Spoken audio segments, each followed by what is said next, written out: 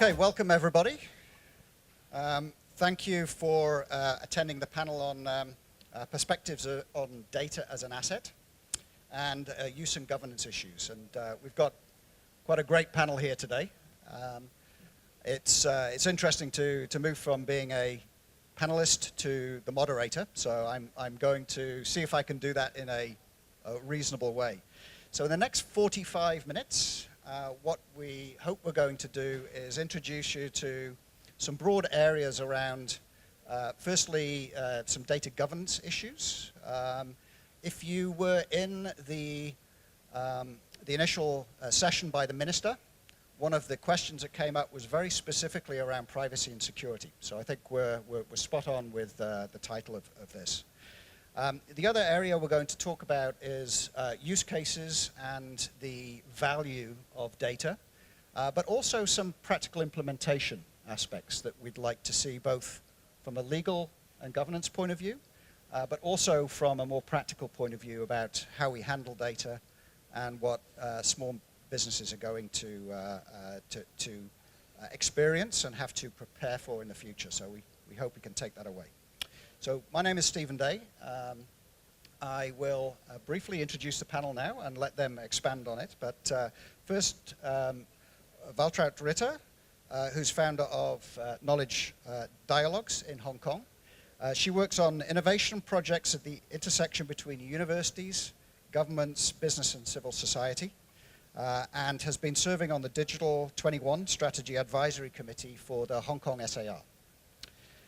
Next we have Mark. Mark is the Chief Strategy Officer for Acronis. It says Russia here, but you are based in Singapore when you are in between plane flights, right?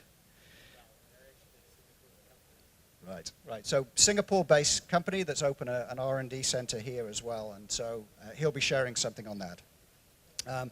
We've also got Steve Tann, and Steve is the partner and deputy head of the technology and media practice for Rajah and Tann here in Singapore. And Steve's practice is in the areas of contentious and non-contentious data protection, which you need to explain to me specifically, and cybersecurity law. So for those of you who are interested with regards to the Regulatory Commission and those areas, Steve will be able to add some color to that. Finally, Jeffrey. Jeffrey is he heads up the strategic development for Y3 Technologies, Singapore homegrown end-to-end supply chain software company. You're also vice chairman of the Singapore Computer Society chapter as well on supply chain, and worked with a number of government agencies, IDA, PSA, so going between business and government-linked companies and the actual agencies itself. Okay. So with that introduction, before I start, because some of our panelists have not actually been at the conference, it's going to be difficult to see, but can we have a poll of people who are end users of the IoT technology? Anyone using IoT technology at the moment? One person? Two people? Okay. How many vendors do we have here who have popped off their stands outside?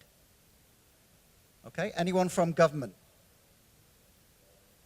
Okay, one. So there's three people that has covered more or less all of the market. So what I'm hoping to do is at least address the questions with relevance to the audience. So just shout out, perhaps, the brave ones, where you're from. If not from government, or any startups here? No startups, no government, no enterprise. Oh dear. Okay. All right. Well, maybe we should crack on. Okay. So let me just let each person introduce themselves. We've got two microphones, so I'll be passing these around. But Mark, how about you start? Thanks, Steve. I'm Mark Shmulevich. I run the strategy for Acronis. Acronis is a data protection and efficient storage, and in the future, data processing company. We have quite a lot of solutions, and the majority of our clients are small and medium businesses. But we also have some solutions for protecting data of consumers. The company is started as a backup and disaster recovery company, but now we're going towards more and more solutions that help businesses manage their data in the efficient way. Thank you. Yes, hi, I'm Waltraut Ritter, and I'm looking at the blind spots of the digital society, and I think many of the blind spots are in the intersections between government and industry and civil society, and I think data governance is one of those. Thanks. Hi, Steve. Some of you here might be very well acquainted with Rajah and Tann. We're the largest law firm across Southeast Asia with 10 offices. My team and I, we specialize in technology, data privacy, cybersecurity related work.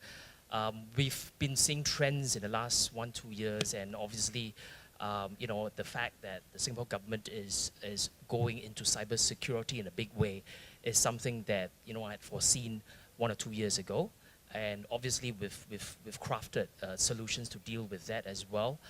But at the same time, I go about evangelizing and sort of creating that awareness amongst organizations as to how they should be handling data, whether it's personal data or whether it's corporate data.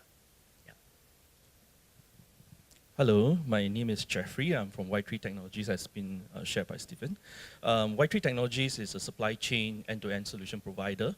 We do from the point of retail to e-commerce down to the last mile delivery. And part of our offerings in terms of our technology offering and service offering is about data analytics. So we crunch a lot of data, from customers, very end, consumer end, all the way down to the supply chain efficiency. So I believe that this topic will be of relevance to what we are discussing here in this panel.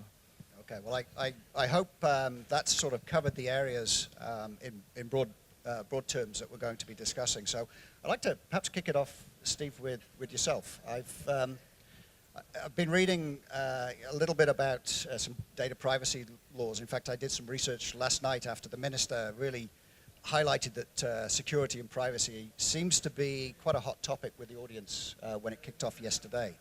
The European community has got the GDPR, which is the General Data Protection Regulation. We've got PDPA here. Can you tell us a little bit about, from a regional basis, what other areas of work are being done in ASEAN? Okay, sure. All right, so it's really exciting times as far as data privacy is concerned around the world. If we start, from the Western Hemisphere, let's start with the States, right? I mean, the States doesn't have an overarching data protection law, but it has indeed lots of sectoral laws that deal with data protection, like health-related, HIPAA. And then you go to Europe. Europe, you've got the General Data Protection Regulations, as you mentioned. That comes into force. Now, it was passed into law June, July of 2016. There's a grace period of 2 years for organizations in Europe to comply with that. It has extraterritorial effect and will, to some extent, and will have an impact on Asian businesses. What is very important is that for the first time, you see legislators taking data privacy into the realm of antitrust penalties. And if there's a breach of the General Data Protection Regulations, the quantum of the fines would now be up to either the larger of either 20 million euro or 4% of global turnover of that undertaking, of that organization. So that's nothing to be trifled with. Now, if you could throw on my slides, I've got a couple of slides on ASEAN, on Asia, because we're in Asia after all, right? Could I have my slides, please? Okay, so, diagrams do paint, 1,000 words. I thought I would just give you in diagrammatic form. Now, what is ASEAN? I mean, for our foreign friends here, right? We've got 10 countries here, as you can see. Singapore is, of course, one of them. Now, out of these 10 countries, so which countries have, the big question is, which countries have an overarching data protection law? And the answer would be, right now, only 3, right? We've got Singapore. Singapore's fines, in terms of its data protection law, is the highest in ASEAN.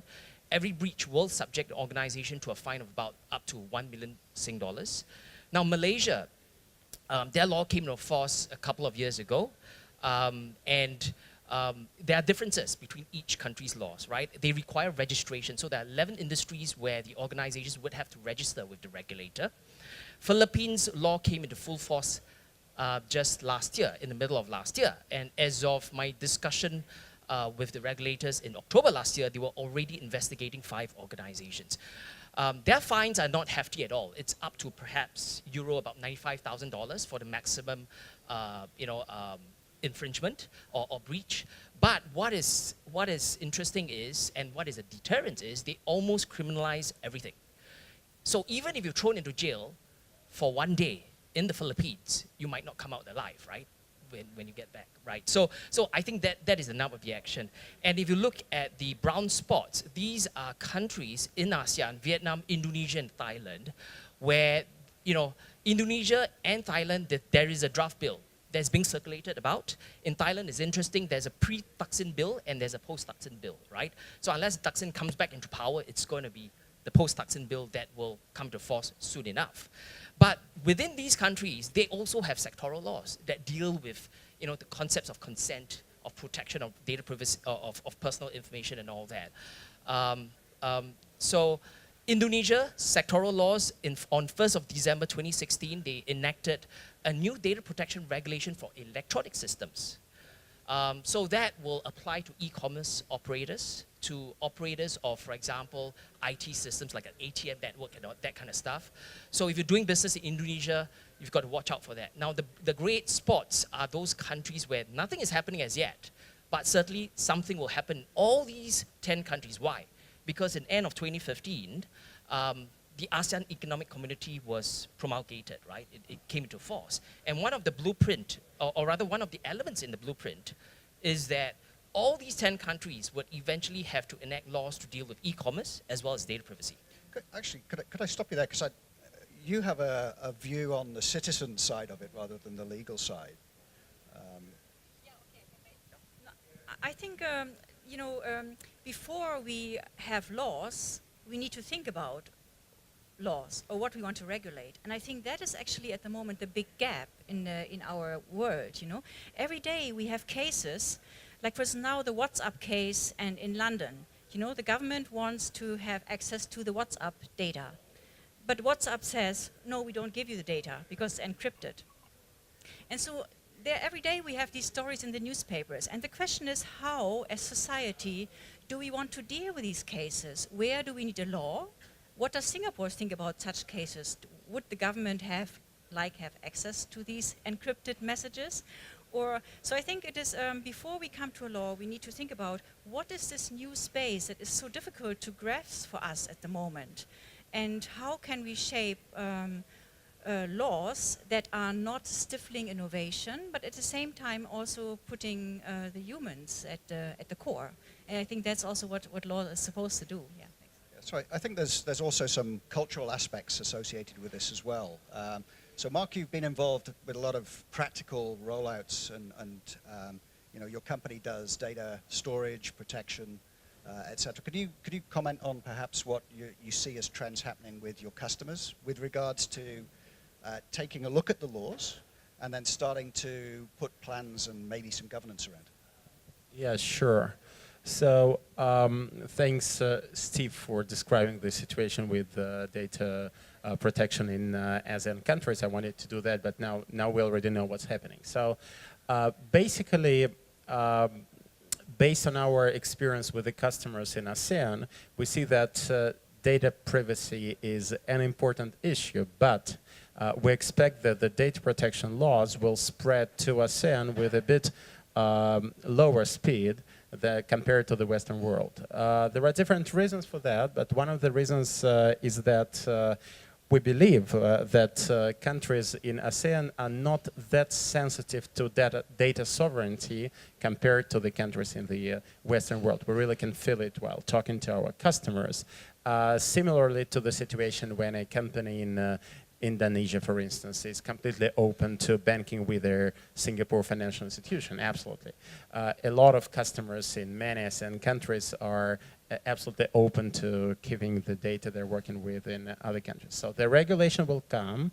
It will take quite a lot of time to make the whole system work.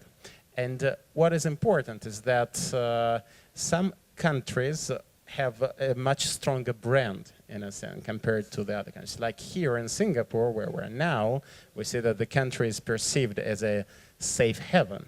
And this perception is actually based on physical security, economic prosperity that we see here. But if we take a look from the point of view of the government, you always need to catch up in the digital and cloud world with this perception so that it remains a strong brand and businesses are ready to keep the data here. Since we see this inequality here, and probably it will stay, it will take a bit longer to adopt the laws here than in the Western world. Okay, so what I hear you saying is there's sort of 3 timing tracks. One is technology, which is moving really, really fast. And in fact, the consumer aspects, my kids post things on Facebook without actually thinking about too much about privacy and security. And their data is going out into the universe, and we don't really know what happens with it at that time, or the value that they're actually getting back from it.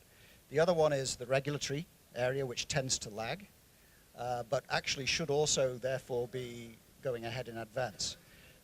And also then there's the human behavior aspects of it, and what citizens expect, both the legal and the technology, both to allow and disallow. So bringing you in, Jeffrey, your customers are obviously going to have a situation on the supply chain area where there's a lot of sensitive data going backwards and forwards. A lot of these are very country-based aspects. How are they starting to approach cross-border data transfer, if there is any, or have options to control that? Okay, I'm seeing it from the customer's perspective that we are getting a lot of feedback in terms of countries that in the APAC region, they are more savvy in this data protection part of it. They are asking that data needs to be hosted on premise, and for offerings on the cloud is where they are most concerned with, because where is the data? Is it at my premise or is it at somebody else, another country? And often that we have deal with the supply chain solution, which is often not only domestic, but it's also like what you say, cross-border. So information flow is actually across many countries, from one country to another country, and it goes disappeared. Sometimes you don't know where is the trace of your cargo information, where the goods has gone to. So companies that are more established, MNC-related companies, we've seen inquiries coming to us, telling us that they want a regional centralized system where their customers' data, their information about their goods, the whole transaction is being hosted in a regional office where they have control and visibility over the data. They would not want it to be, as of now, which is a more segmented kind of operation. In each country, it runs its own operation as a supply chain operator, logistic operator. You run your operation as in Indonesia, in Singapore, in Malaysia. You have no control over it. Basically, data are channeled across in the traditional supply chain. Most of the data are given by manual documents, unless the company has gone digital. So once you've gone digital, your concern is also where the data go. Often, that was always the question.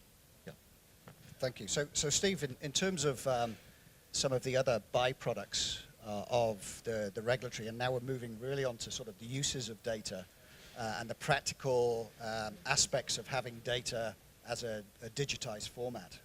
That could be films, it can be music, which already I think we've got some precedents on. But what happens, I was on the industrial internet. What happens when a digital twin or a file of a design with intellectual property associated travels across borders, is stored in various areas?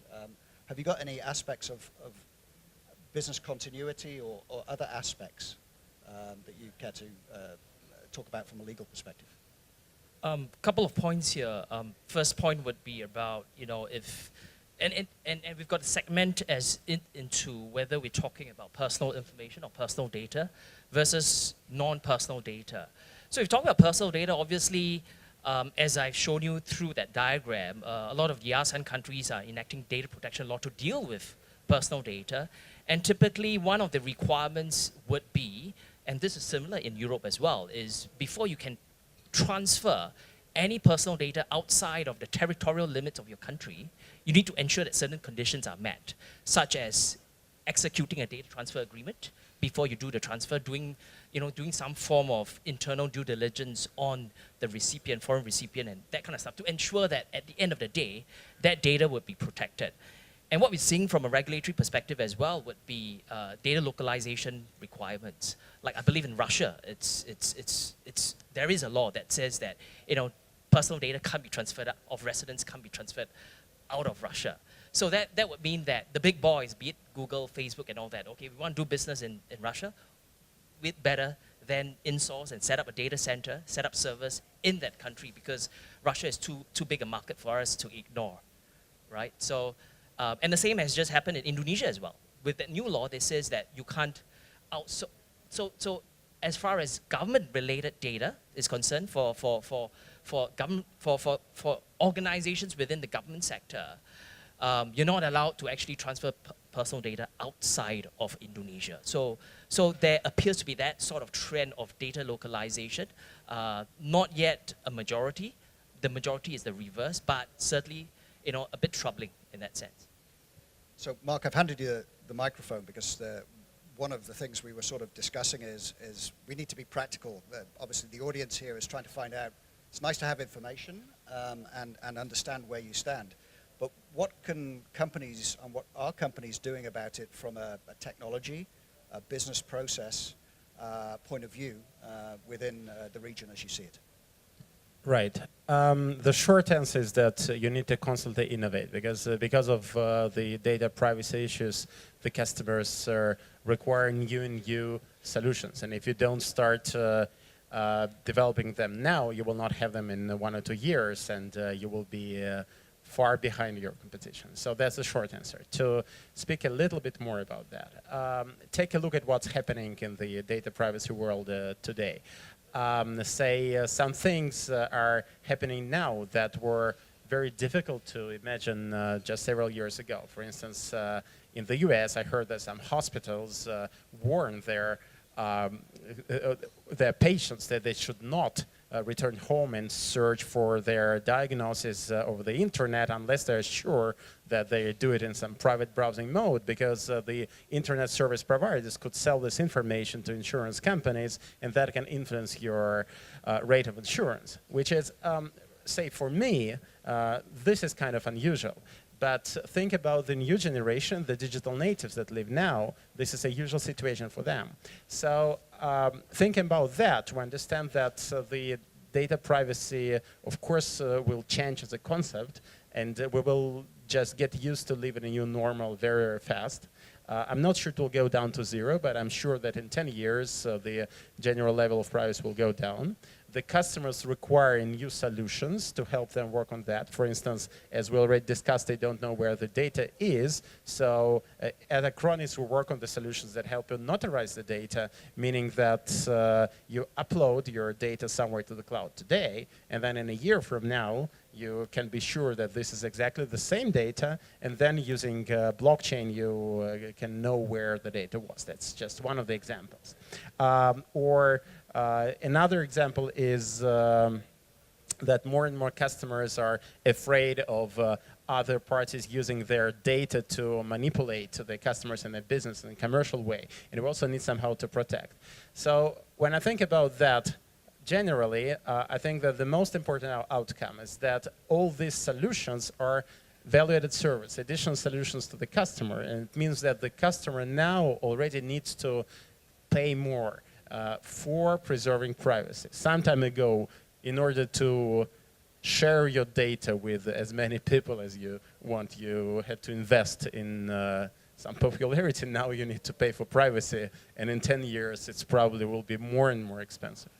Okay, so I guess there's a decision point of business data and the ability of that to be affected in the regulations going forward. But there's also personal identifiable data as well.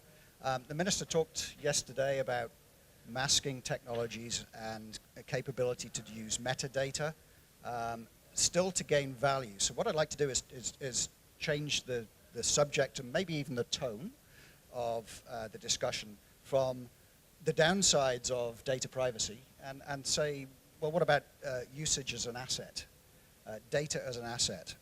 But before that, I'd like, from a citizen point of view, I'd like to understand, from a personal identification of data, what models have been looked at by agencies, and actually, if you trust the government, shouldn't the government keep your data safe rather than trusting a large multinational company, which I don't need to name names, but do you trust your government more, or do you trust business more? And that trust level actually is different in different countries. So what's your perspective on that? Yeah, okay. I wanted to get to your point that you said that you think in the future privacy will be go down. But on the other hand, in some countries we see the opposite, and we also see new innovative thinking about what privacy means today. And I think one of the most advanced countries in this regard is Finland. And in Finland, citizen tech groups have introduced a new idea about data, which is called My Data. And that's actually a whole new way about thinking about the business model that we have. The prevailing model today is you get a service and you are a data object. No, you are not a data subject. And you can't do anything about it, basically. You can basically not download an app or a service. Otherwise, you have to engage with this company. And there are the privacy fundamentalists, the privacy pragmatists, and the privacy unconcerned. In Asia, we have a lot of privacy unconcerned people. But in Finland, the idea is that you, the citizen or the consumer, whatever label you want to give it, is at the control of the data. So it's actually a new operating model. All the data that exists, including the metadata, is stored under your own, you have access to that data. And then you decide which company you give data to or which government agency. And then you can also decide maybe you like a particular company, then you allow tracking and because you want to have better services and so on. But other companies, maybe you don't want to be tracked. If you book a hotel, you don't want any kind of follow-up and you don't want to waste your internet time by looking at ads from hotels or so. So it's kind of, it's a new perspective and so the government of Finland has now adopted this. And I think more, and it's now also discussed in Europe, whether we should put the citizen back into the center of control about data, but also metadata, which is much more important. And I think those kind of innovations are what we need. We need innovative thinking about regulation, innovative thinking about laws, so that the future will not be technology predetermined. And I think that is a big challenge for all of us to think about new ways of what happens with all the data, and including all the sensor and machine-generated data, which is somehow just in the space. Thank you. Okay, what I'd like to do is see if we have any questions from the audience. I'd like to get you guys involved. You're sitting there very quietly. We're having a nice conversation up here, if not blinded by the lights. Any questions so far? No questions so far. Okay. So I guess, Jeffrey, from your point of view, as a service provider to industry, less of the personal identification aspects, but more about the use of data and how that's used. How many people here have more than two cell phones?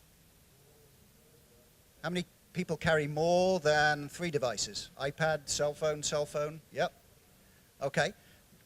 You probably don't realize, but even if you have your, if you're not hooked onto the Wi-Fi, but your Wi-Fi is actually transmitting, you're being tracked by various sort of devices. So talking about this, I mean, tracking is starting to become, just by definition, part of services you sign up to. So you're not just signing up to your data going, you're actually also tracking, like Google Maps, have to know where you are for the service. So from a logistics and supply chain point of view, what are people thinking about at this moment in time for the complexities of also location-based services? Maybe before I go to that, I think since we're talking about data being an asset and this is the IoT show, if you know that the number of potential for the IoT devices is going to go to like, what, $53 billion US in 2019. And I think we talk about the cost of data breaches. That costs on an average of like, what, $3.5 million, based on IBM survey. There is really huge potential in using the data in both business in both the government context, in healthcare, in many, many sectors. And often what we see is that in the old traditional model, it's about centralizing the data, putting the data at a central store, having to get access, put your data there, and that's a very traditional model. So government holds the whole database, keeps your citizen information and all that.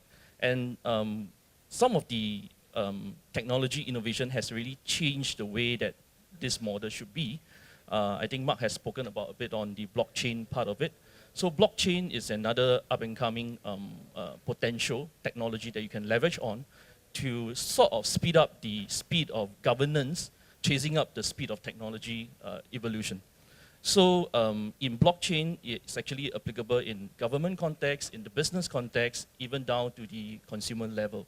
What you see is that the full set of data is being distributedly stored in the stakeholders of the blockchain, and each of them will get your own key to really hash and get the information out of that distributed storage. So it has that level of security, that has level of assurance in terms of your data not being breached, in terms of data access being given to other non-authorized individual. So in the area of supply chain, in the area of e-commerce, we are seeing a lot of that happening for the cases of blockchain, because when you speak about blockchain, people will say that, okay, I want to implement blockchain on my ecosystem. So I have to ensure that what I want to see and what I want others to see are being controlled in a manner. I think in the context of a country, in Estonia, they have really implemented a full blockchain in the whole government concept. So that is how the citizen data are being protected. They choose to share with anybody that they want on the blockchain as part of the whole ecosystem.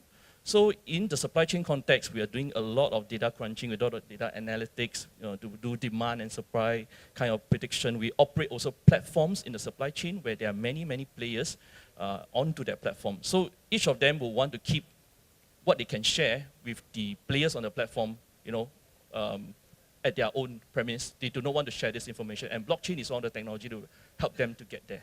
Yeah. Right. In fact, the questions have now come up, and one of the questions here, actually both to Steve and yourself, and to Mark actually.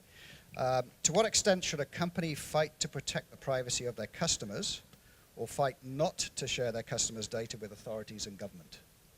So, Steve, do you want to start off, and I'll hand the microphone across to Mark after. Sure.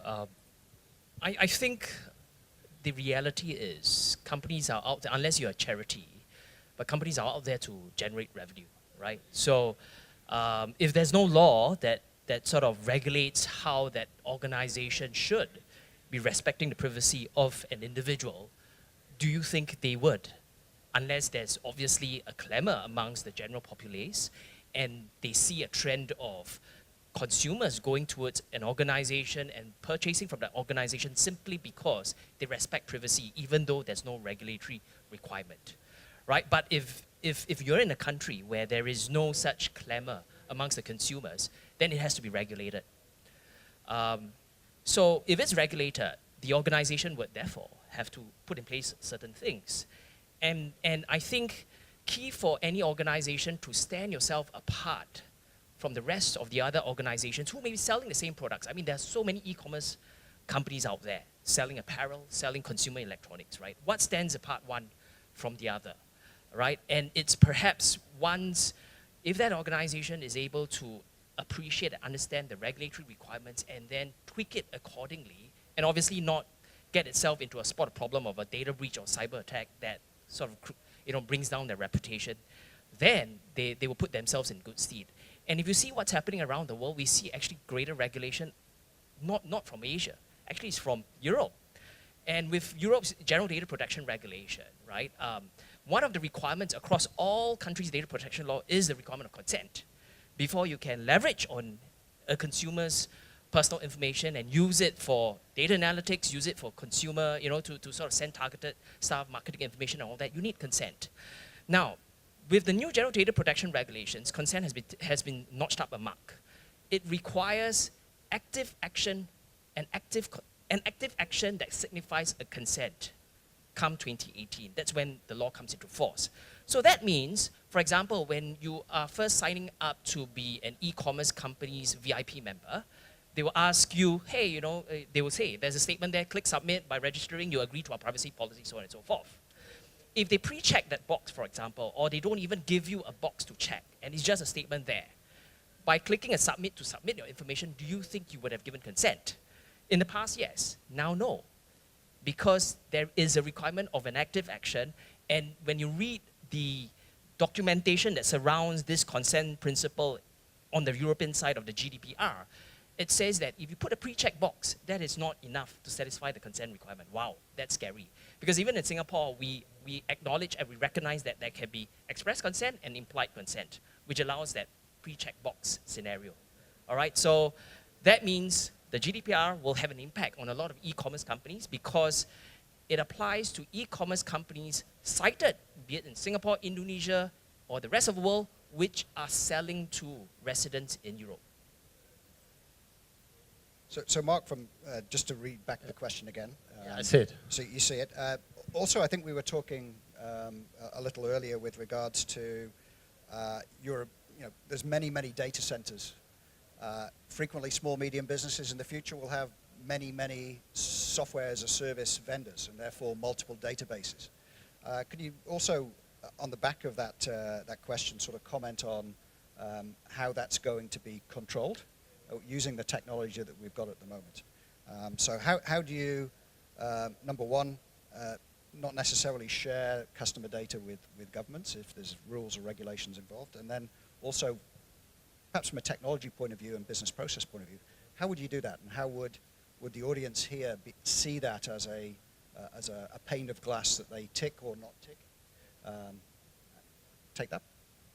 Okay, I'll try to be short. There were quite a lot of interesting thoughts about that. So first about this question. Well, my answer is that businesses, especially in such sensitive areas as data management or protection, where we are, should be maximum in the maximum way trying to preserve data privacy of their customers. So there are basically two pillars. One pillar is that you need to comply with the law, you as a business. And yes, for instance, Acronis builds worldwide infrastructure security capabilities to meet all the requirements of compliance and data protection worldwide. But on the other side, our business is about trust. Our brand is also about trust. Data is sensitive. In the future, it will become more sensitive for the customers, and the competition goes up. So you should care about your customer, and you should be on their side when you're talking about data protection. The only exceptions should be consequences of legitimate process, consequences of the law. But you should be always on the side of the customer because it's a soft thing. It's trust, brand, and the value of the company, finally.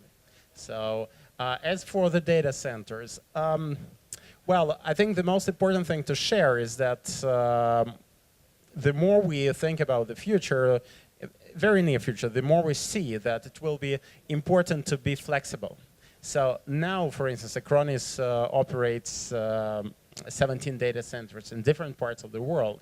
What we do is, our model is that we use the existing infrastructure of the data center providers. For instance, here in Singapore, Equinix, SoftLayer, you all know these companies. And then we do the essence of the data center ourselves using their infrastructure. So such model allows to open the new data center quite fast. And in the future, you will need to be flexible because of the regulation, because of the requirements of the customers that you would like to satisfy as quick as possible. How to give your customers the visibility? Well, again, number one is trust. They should trust you, and that's important to maintain. But we also see potential blockchain in that. Okay, thank you. I'm going to go on to another question now, which has got 2 votes here. I think this is an interesting one, and it points more towards personal identification, which is, with emerging technologies such as facial recognition, how can we ensure that such sensitive data is protected? London and I think Singapore has probably got more cameras per population than most places in the world. The minister introduced yesterday one of the initiatives around smart lampposts. And most of those lampposts will probably have some type of CCTV device on that. The upside is that you can use that for some interesting use cases and value. But what about the comment to the question on the facial recognition? Perhaps, Waltraut, do you want to take that? Okay. Yeah, I have been walking around here to some of the booths, and particularly those that do these facial recognition companies. And interestingly, there is very little reflection about what this means for a street or for a society, for a neighborhood. And again, this may be a good example of there's actually no evidence whatsoever that more surveillance is more safety. And so that's also interesting that we need more.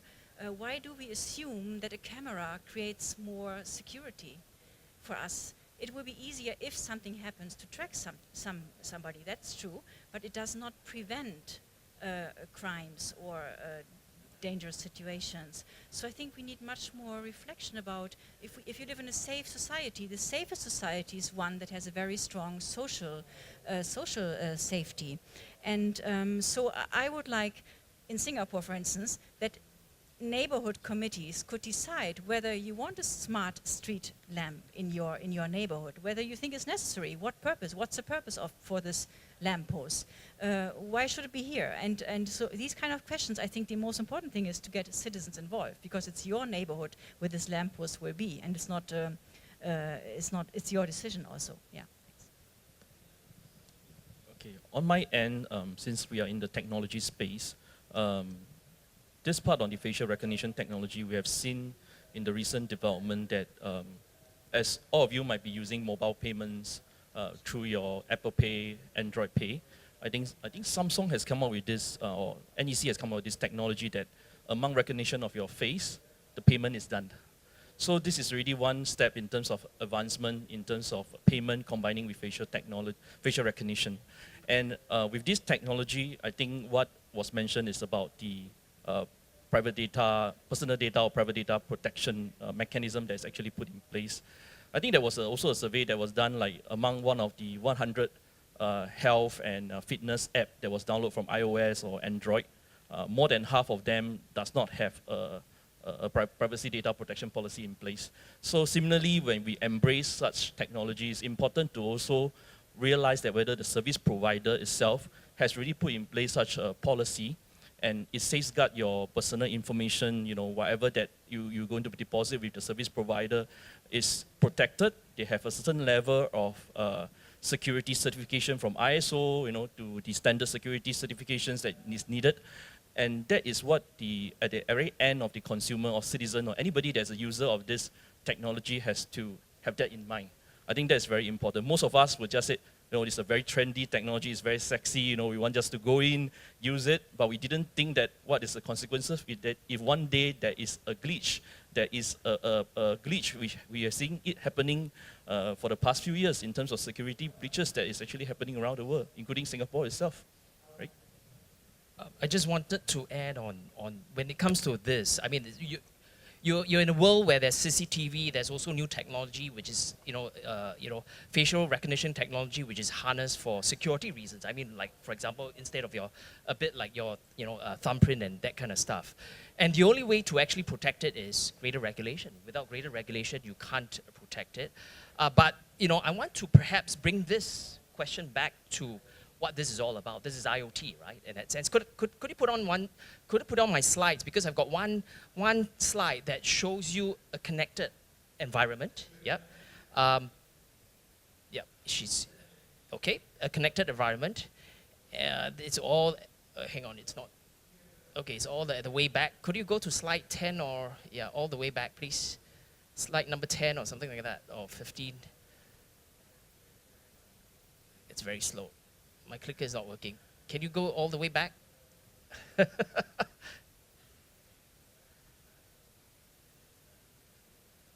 You can see I've got some interesting slides, right? But, okay. So this is what I was going to talk about, the IoT ecosystem liability. Let's say we take an example of a connected room, right? A connected home, so to speak. And that's actually, the flavor of the day as far as developments are concerned in Singapore. There are a couple of developers that are launching new huge developments in Singapore. And one of their selling points is it's going to be a connected home. So imagine your washing machine, right? Your light bulb that is connected to the internet, and all these different machines speaking to each other. But the question then is, and of course you've got a TV as well, and the TV can actually be taking an image of you and sending it back somewhere. Yeah. So then the question that as consumers as well as manufacturers and even system integrators that you have to ask is, are we fully aware of the interplay of intricacies that are at play here vis-a-vis each of the stakeholders in this ecosystem? And I just paint this, I call it a cloud of things, is because at the end of the day, for IoT to work, you need cloud computing, storage, and so you've got IoT plus the cloud of things, right? Now, obviously, you've got one stakeholder, the telco ISP, which is providing you with the internet connectivity and all that. And then later on, you've got, in this connected home, you've got various devices. So you've got device manufacturer one, which has devised that washing machine, for example, right? And the question, the context in why I'm showing you all this is, what if there's a leak of data, of your data that has been collecting on a day-by-day basis, right? Who's going to be responsible? And the second question is, in this ecosystem, who should be owning that data that is being collected, right? These are very hard questions. So in this system, you've also then got the software owner who is the one that has created that software that powers that device or that powers the other device that is connected in this ecosystem, right? You've got other device manufacturers as well. And then you've got the retailer of these devices or the retailer of the cloud system. So where should responsibility lie? And to make things worse, you've also got another middleman who could be the system integrator or installer of all these devices in your home. Finally, you've got the app vendors. So these are the ones that provide you with the apps for the interface with your mobile phone, because you need your mobile phone often. You use your mobile phone to be able to connect to these home appliances to switch on the air conditioning so that your room is cold before you actually arrive home. And then, of course, you've got the data center owner, right? Because all that data has to be stored somewhere. And finally, you've got this big issue of, wow, it's going to be cross-border, because that data could be stored in various countries. So in this just very quick snapshot of an ecosystem, which no one wants to break it down for you because it takes a little bit of thinking to see, okay, there's so many different stakeholders here. You've got to always ask the questions about data ownership, who's going to own all this? And secondly, you've got to ask about what if there's a leak somewhere, where should responsibility lie? And I think I would urge manufacturers and everyone in this chain to sort of think about how they're going to deal with these issues, and when they do, go into partnerships and collaborations with each other to address these issues as well. So Mark, I'm going to move on to you. I think we've probably got one last question. Yeah, I wanted to comment very briefly on that question. Go ahead. So, as far as I remember, the question was about facial recognition, and I might sound like a technology evangelist, but this is what I think about how the world works. If you live not far from the ocean and the water level is going up 1 millimeter every day, you can try to introduce new regulation that would stop the water level. You may be even successful in that for some time, but eventually at some point of time there will be a flood and you will probably die. So it's much wiser to start thinking about floating houses as soon as possible. You have time. It's the same situation here. With all my respect to policy making and regulation, which is of course important, facial recognition is becoming a reality right now. And yes, you will be walking in the street, and everyone, the machines, the people will know who you are, where you are, and what you do. And I meant this while talking about the change of the new normal of the data privacy. So why it's not a problem? Why is it not a problem? Because for us today it's a problem, but in 10 years we'll not be thinking that way. And it will be the world where we live, and there will be kind of different data privacy. So as part of visual face recognition, part of that obviously requires a lot of data processing sitting behind, right? So data processing sitting behind is usually done by third parties, data scientists and agencies. Now, as I understand in Singapore, 90% of businesses here are essentially small, medium business. 90% of the 90% are actually micro. And so putting in data scientists, putting in security experts is highly unlikely to be particularly scalable or affordable in Singapore. So it's likely going to be outsourced. Could you comment on some future scenarios with regards to what happens if people in the audience here in small, medium businesses, what do they need to think about when they actually outsource their data collection, storage, processing?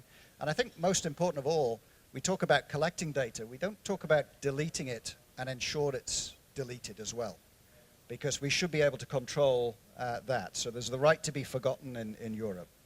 Technology can do that. Can you comment? Yeah, absolutely. There are two aspects that we should think about while talking about outsourcing data processing. So one aspect is that it is risky. So there can be data breach. Your data can eventually end up being somewhere at your competitor's space, and you will lose part of your business. So anything can happen. So the solution here currently is regulatory. You should think about all the necessary steps in the legal field you need to do. It's about the contract you have. It's about all needed due diligence. So here the solution is more not technological. You should encrypt your data as much as you can, and now there are some ways to process encrypted data. But the second aspect is maintaining data privacy. Because imagine a very simple situation. You're a holding. You have a retail chain under you, and you have a bank under you. And then you can get the best use of the data. So if you combine all together, then the situation is the following. You know who is buying what, but if you add the information from the bank, you will actually come up to identifying specific people, because you know that this guy, number 1237, who bought this package yesterday, paid with this card, and this card belongs to John Smith.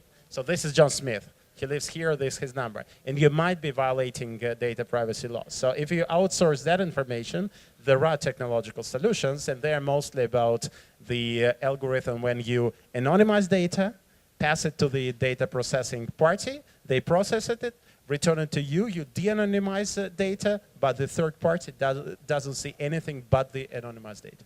Okay, well, we're still on a roll by the looks of it, but we have been flashing on 000 for a long time. So I'd like to, would you like one last one?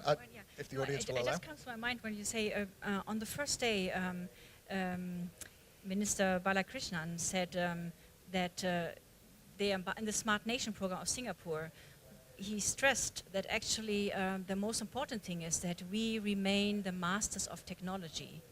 And I think also this is one of the key reasons why we need to be much better informed about what is happening in the digital space. How can we actually take responsibility, and how can we shape our lives so that we don't become technocratically driven societies, but the societies that we want to live in. So we shape the society, we don't follow the technology and then just say, okay, now we have privacy 2.0 and it's too late to deal with it. I think I thought it was a very good comment by the minister, and I was happy to hear that. Yeah, thank you. Okay, so with that closing comment, we've run out of time. I think we could probably go backwards and forwards on this for a while. So first of all, I guess I'd like to thank all of the panel, and round of applause, please, if we can. They've taken time out of their day. And I would encourage you, if you found that interesting, could we stay around maybe for 5 minutes? Yeah? If you've got any further burning questions, of which there were quite a few still up there, then please let us know. Otherwise, I believe it's now a break for coffee. Thank you.